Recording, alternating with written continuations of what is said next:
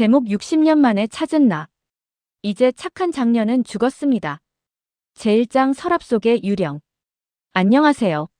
오늘은 제 가슴 가장 깊은 곳에 숨겨두었던 곰팡이 냄새가 날 만큼 오래 묵은 서랍을 열어 그동안 외면해온 이야기를 꺼내려 합니다. 제 나이 60. 남들은 환갑잔치다, 손주 재롱이다 떠들썩할 때 저는 혼자 낡은 공책 한 권을 펼쳐들었습니다. 종이는 누렇게 변했고 어떤 페이지는 눈물에 불어터져 글씨조차 알아볼 수 없습니다. 그곳엔 1960년대 가난한 집안의 장녀로 태어나 나를 지우고 우리를 위해 살아야 했던 한 여자의 처절한 기록이 담겨 있습니다.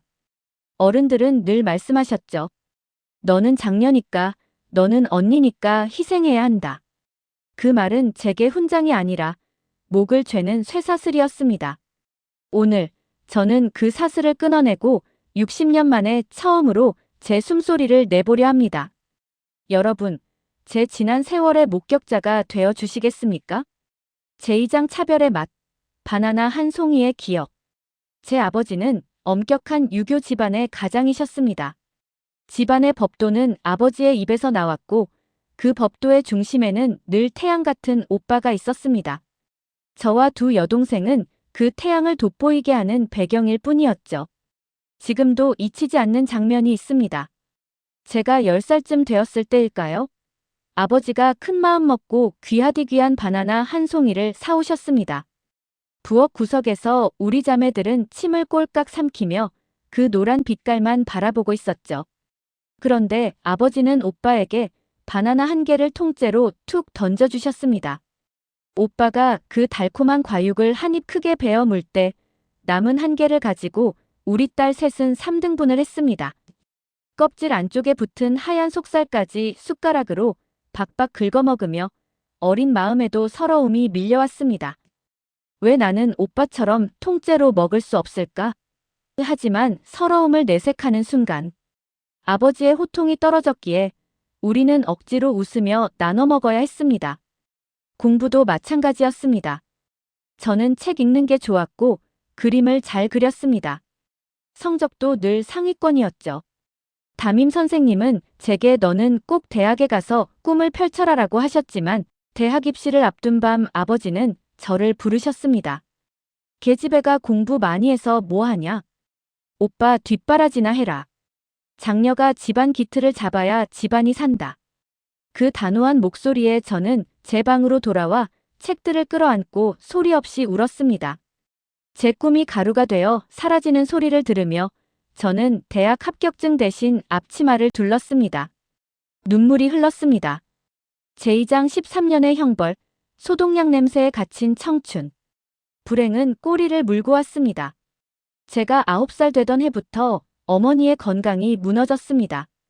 아버지는 바깥일을 하셔야 했고 오빠는 귀한 아들이라 공부를 해야 했습니다. 결국 어머니의 대소변을 받아내고 몸을 닦아주는 건 오롯이 제 몫이 되었습니다. 제 20대는 병실의 차가운 바닥과 뜨거운 약탕기 앞에서 흘러갔습니다. 친구들이 예쁜 구두를 신고 미팅을 가고 취업을 할 때 저는 매일 아침 차가운 물에 걸레를 빨아 어머니 방을 닦았습니다. 겨울이면 손등이 거북이 등껍질처럼 갈라지고 피가 맺혔지만 아프다는 소리 한마디 못했습니다. 그렇게 13년이 흘렀습니다. 청춘의 빛나는 시간들이 소독약 냄새에 찌들어 사라졌습니다. 어머니는 정신이 맑으실 때마다 제 손을 잡고 우셨죠. 미안하다, 내 딸아. 너를 부엌대기로 만들어서 미안하다. 저는 웃으며 대답했습니다. 엄마, 괜찮아요. 하지만 속으로는 수천 번도 더 소리를 지르고 싶었습니다. 나도 도망치고 싶다고. 나도 내 인생을 살고 싶다고. 어머니가 마지막 숨을 거두시던 날, 저는 짐승처럼 울었습니다. 그런데 그 슬픔의 밑바닥에서 아주 찰나였지만, 이제 나는 자유인가? 라는 생각이 스쳤습니다. 그 생각이 드는 순간, 제 자신이 괴물 같아 보여 더 크게 통곡했습니다. 효녀라는 소리를 들으며 살았지만, 저도 그저 살고 싶었던 평범한 인간이었던 것이죠. 하지만 어머니가 가신 자리에 아버지는 금세 새어머니를 들이셨습니다. 장녀의 고생에 대한 고마움보다 본인의 외로움이 먼저였던 아버지. 저는 그제야 제가 이 집에서 소모품이었다는 걸 뼈저리게 느꼈고 도망치듯 결혼의 집을 나왔습니다. 제사장 유산 영원, 그리고 60년 만의 반격. 세월은 무심하게 흘러 아버지도 세상을 떠나셨습니다. 장례식장에서 저는 또다시 장녀답게 손님을 맞고 오빠를 도왔습니다. 몸에 밴 노예 근성이 무섭더군요. 장례가 끝나고 유산 정리를 하는 날 변호사가 내민 유언장에는 제 이름도 여동생들의 이름도 없었습니다. 수십억 대의 부동산과 재산은 모조리 오빠에게, 남은 현금은 새어머니에게 상속되었습니다. 저와 동생들에게 남겨진 건 단돈 0원이었습니다. 오빠, 아버지가 어떻게 이럴 수 있어? 내가 엄마 수발 들 때 오빠는 뭐 했어? 억울해서 못 살겠어. 제 울분에 오빠는 차갑게 대꾸했습니다. 아버지 뜻인데 어쩌라는 거냐? 딸은 어차피 출가 외인 아니냐? 억울하면 아버지를 원망해라. 그 순간 제 마음속에 있던 아버지에 대한 마지막 정마저 툭 끊어져 버렸습니다. 아버지는 마지막 순간까지도 딸들을 가문을 위해 쓰고 버리는 소모품으로 보셨던 겁니다. 집으로 돌아와 거울 앞에 앉았습니다. 60년 세월의 풍파를 맞은 주름진 여자가 서 있었습니다. 저는 처음으로 제 자신에게 말을 건넸습니다. 애썼다. 참으로 모진 세월 잘 견뎠다. 미안하다. 너를 가장 먼저 아껴줘야 했던 건 나인데 너무 늦게 내 이름을 불러줘서 미안하다. 새로운 공책의 첫 페이지. 저는 이제 결심했습니다. 돈 때문이 아닙니다.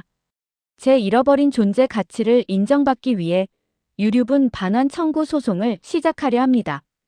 아버지가 주지 않은 자식의 자격, 이제는 제가 법적으로라도 당당히 찾아오려 합니다. 이것은 제 60년 인생에 대한 최소한의 예우입니다. 전국의 장녀 여러분, 그리고 누군가를 위해 자신을 지우며 살아온 모든 분들께 말씀드리고 싶습니다.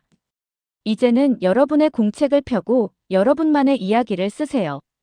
누구의 딸, 누구의 엄마가 아닌 오직 나라는 이름으로 불리는 오늘을 사시길 바랍니다. 저도 이제 이 낡고 젖은 공책을 덮고 눈물 자국 없는 새 페이지를 써보려 합니다. 제 이야기가 여러분에게 작은 용기가 되었다면 그것으로 충분합니다. 긴 시간 제 고통의 목격자가 되어주셔서 감사합니다. 이제 저는 저를 위해 웃으러 가겠습니다. 여러분도 여러분 자신을 위해 사십시오. 공감되셨다면 구독과 좋아요, 그리고 여러분의 이야기를 댓글로 남겨주세요.